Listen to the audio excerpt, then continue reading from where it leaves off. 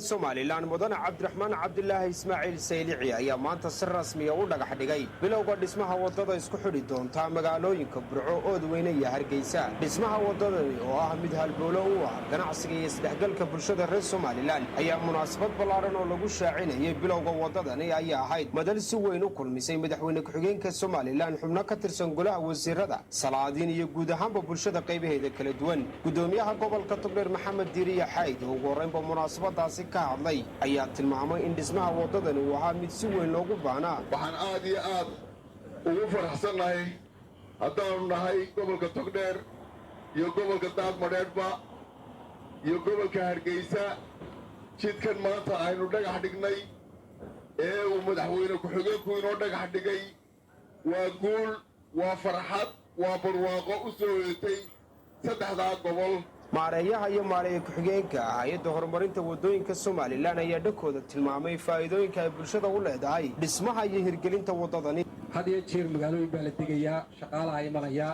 waxaan kula talinayaa dadka deegaankaas inay nabadda kala shaqeeyaan shaqaalaha hay'adda wadooyinka oo ah dad 300 oo qof ka badan baa idin imanaya. maanta farxad bay ii tahay aan la soo koobi karin inaan wadadii Oodweyne, Burco iyo Hargeysa la dhagax dhigay.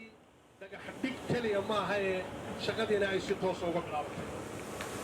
dadku wuxuu isku khaldaa meel baa la dhagax dhigay oo qowr meel baa la bilaabay. wadadu dhagax dhig keliya maaha, dhismihii wadada Burco, Daadmareer iyo Hargeysa maanta oo taariikhdu tahay 7 bisha 2021 si toosa inoogu bilowday. aad iyo aad baan ugu faraxsanahay maanta wadadan ayay halkan inta laga sheekeeyay hurdhaceedii in badanna aynu ku naaloonaynay inaan maanta xafladeedii halkan aynu ku furno. waa wax aad iyo aad farxad weyn leh. haddaanu nahay anagu gaar ahaan reer Burco maanta waa noo ciidu, waa noo farxadu. waxaanu aad iyo aad ugu faraxsannahay mashruucan wadada Burco Hargeysa maanta la dhagax dhigay, hawshiisii la bilaabay. marka bilow fiican baa jiray.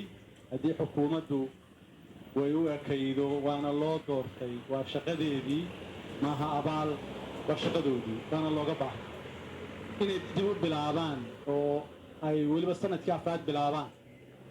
waxaan filaynay inay sanadkii koowaad bilaabaan. wadadani waxaa ka qabaa sidii uu hogaamiyaha xisbiga wadani yidhi maanta inaan la bilaabayno hore ay u bilaabatay. dowladaha isdaba joogana midba meel buu soo gaadhsiiyaa waxqabadka. aad baan ugu dhiirigelinayaa kuwantoo ku qoraa. waxaan ku qori lahaa wasiirka Cabdilaahi Abukor, dadaal badan buu galay runtii. waa tashannayo waxaanu nidhi war baasha sidee u gala hadal iyo hilbaba kala galan. madaxdii dhaqanka iyo xildhibaanadii halkan ka hadlay ee reer Togdheer 200 ku mawsaa 200 kun ayaanu saarnaan ku dhigooda Togdheer inta ka qaadato. afarta soo harayna waxaanu nidhi gobolka Maroodijeex iyo Qurbajoog iska kaashadaan. wasiirada wasaaradaha gaadiidka iyo horumarinta jidadka Somaliland mudane Cabdilaahi Abukor, wasiirka xanaanada xoolaha iyo kalluumaysiga Siciid Sulub Maxamed, wasiirka waxbarashada iyo tacliinta sare Axmed Maxamuud Toorno, wasiirka wasaaradda dastuurka Maxamed Xaaji Aadan, wasiirka wasaaradda deegaanka iyo horumarinta reer miyiga Shukri Xaaji Ismaaciil Baandare, agaasimaha madaxtooyada Maxamed Cali Bile iyo gudoomiyaha Baanka Dhexe Somaliland Cali Ibraahim